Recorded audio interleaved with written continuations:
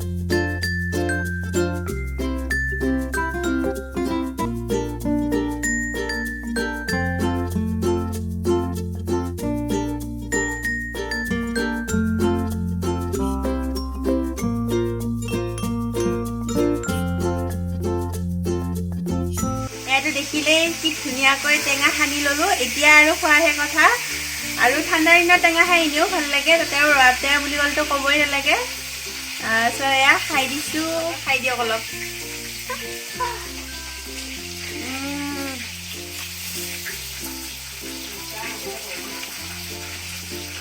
মিঠা ৰঙা টেঙাটো এনেও মিঠা হয় ৰঙা ৰবাব টেঙাবিলাক বেছি টেষ্টি বগাটোতকৈ তো সোৱাদ লাগিছে হে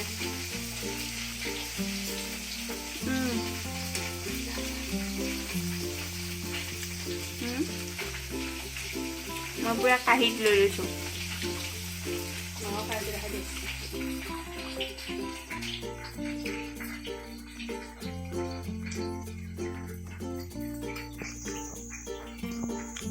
ইফালে মাও খাই আছে আসলতে মই মাহঁতৰ ঘৰ আহিছো মানে যেহেতু আজি ফ্ৰাইডে সো বন্ধ দিছে আমাৰ অফিস গতিকে মাহঁতৰ ঘৰলৈ আহিলো এদিন বন্ধ পালো যেহেতু আৰু আহি কিনে দেউতা বজাৰলৈ গৈছিল গৈ কিনে ৰবাব টেঙা পালে মইতো ভাল পাও খাই সেইকাৰণে লৈ আহিলে আৰু ইফালে ইয়া দেউতাও খাই আছে ৰবাব টেঙা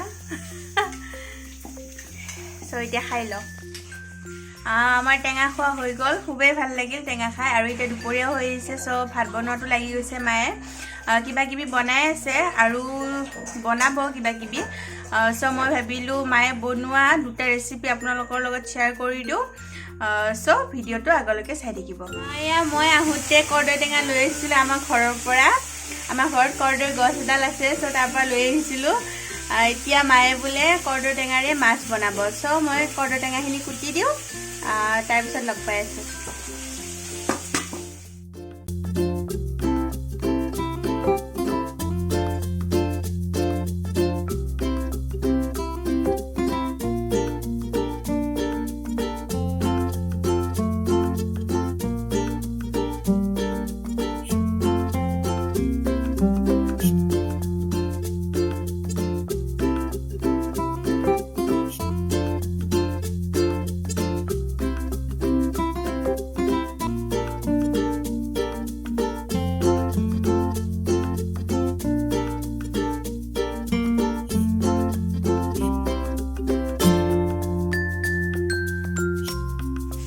আৰু কৰ্দৈ টেঙাৰে মাছৰ জোল খাই খুবেই ভাল লাগে আৰু তাৰ বাবে এয়া মাছখিনি ভাজি লৈছো ফাৰ্ষ্ট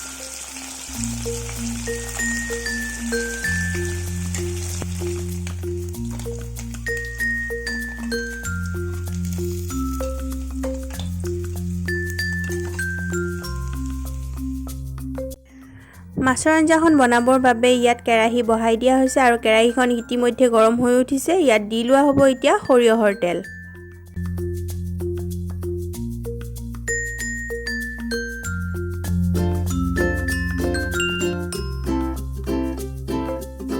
এয়া দেখিছে পুৰা ধোৱা ওলাই আহিছে। চ' তেলখিনি গৰম হৈ গৈছে। এতিয়া ইয়াত দিয়া হ'ব গোটা কলা সৰিয়হ আৰু লগতে দি দিয়া হৈছে কাটি থোৱা কৰ্দৈখিনি।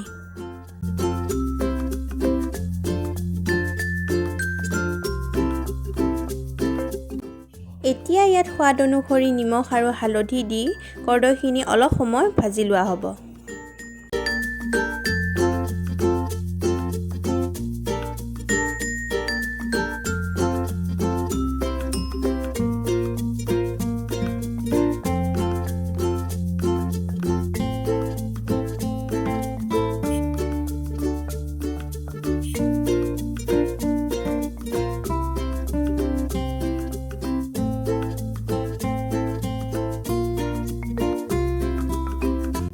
এতিয়া এইখিনি সিজিবৰ বাবে অলপ সময় ঢাকনি দি থোৱা হ'ব।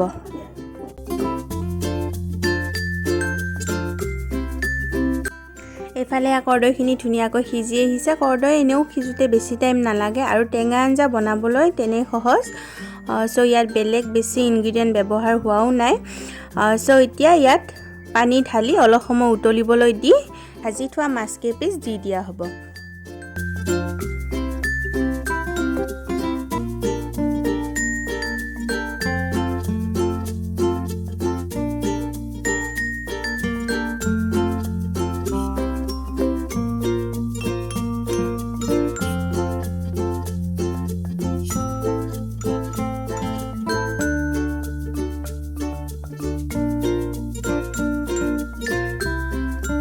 আৰু এইফালে টেঙা আঞ্জা ৰেডি হৈ গ'ল। আৰু এইফালে নেক্সট ৰেচিপিটো হৈছে চিকেনৰ। চ' চিকেনখিনি প্ৰথমে ধুই মেলি চাফা কৰি ইয়াত পিঁয়াজ, আদা, নহৰু, ধনিয়া গুড়ি, জিৰা গুড়ি, হালধি গুড়ি, জলকীয়া গুড়ি আৰু নিমখ এই গোটেইখিনি দি ভালকৈ মেৰিনেট কৰি থোৱা হৈছে। আৰু এইফালে কেৰাহীখন গৰম হোৱাৰ পাছত ইয়াতে সৰিয়হৰ তেল দি লোৱা হৈছে আৰু তেলখিনিও গৰম হৈ উঠিছে। আৰু তেলখিনি গৰম হৈ উঠাৰ পিছত ইয়াতে দি দিছে গোটা জিৰা আৰু এইফালে মেৰিনেট কৰি থোৱা মাংসখিনি বহাই দিয়া হৈছে।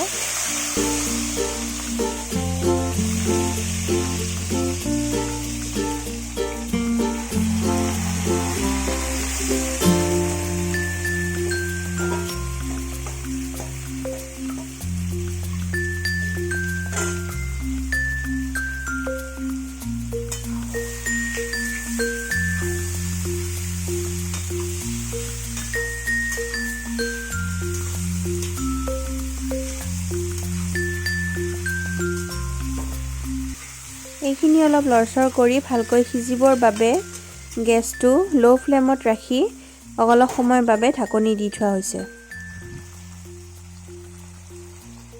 এইফালে ঢাকনিখন পুনৰ গুচাই মাংসখিনি আৰু অলপ লৰচৰ কৰি দিয়া হৈছে।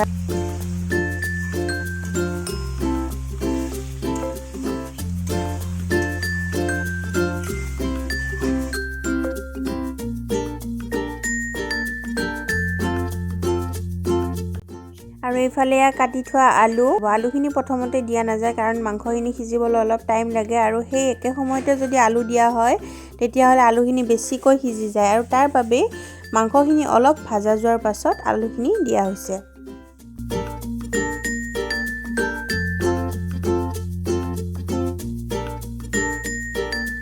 এতিয়া গেছটো মিডিয়াম ফ্লেমত ৰাখি আকৌ ঢাকনিখন দি দিয়া হৈছে। আৰু এইফালে এতিয়া মাংসখিনি প্ৰায় সিজিয়ে আহিছে আৰু ইয়াতে দি লোৱা হৈছে গৰম মছলা গুড়ি।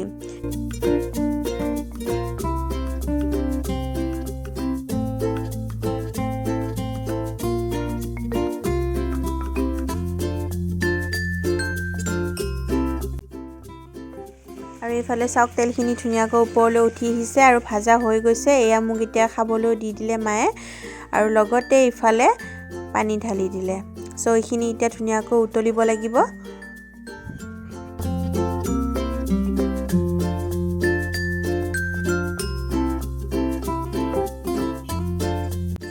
আৰু এইফালে চাওক পুৰা ভক ভককৈ উতল আহি গৈছে আৰু এনেকৈ উতল অহা মানে মাংস পুৰা ৰেডি। আৰু লাষ্টত এয়া মায়ে দি দিছে ধনিয়া পাত আৰু ধনিয়া পাত দিলেইতো আৰু ক'বই নালাগে, যিকোনো আঞ্জা খাবলৈ একেবাৰে সোৱাদ হৈ উঠে। চ' এয়া দি দিছে।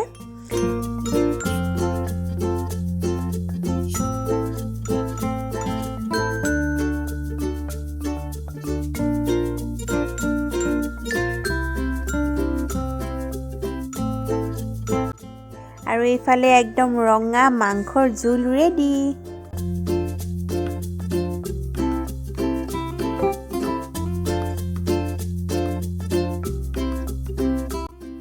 আজি দুপৰীয়াৰ সাজত বহুত কিবা কিবি আছিলে, কিন্তু মই আপোনালোকৰ লগত মাত্ৰ দুটা ৰেচিপিহে শ্বেয়াৰ কৰিলোঁ।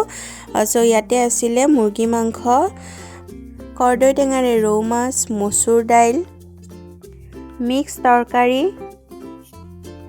ভেদাইলতাৰ বৰ, ভজা মাছ, ভোট জলকীয়াৰ আচাৰ আৰু ভাত। যদি ভিডিঅ'টো চাই ভাল পালে তেন্তে লাইক কৰি দিব, শ্বেয়াৰ কৰি দিব আৰু মোৰ চেনেলটো ছাবস্ক্ৰাইব কৰি দিব। ছাবস্ক্ৰাইব কৰিবলৈ নাপাহৰিব। আজিলৈ আহিছোঁ।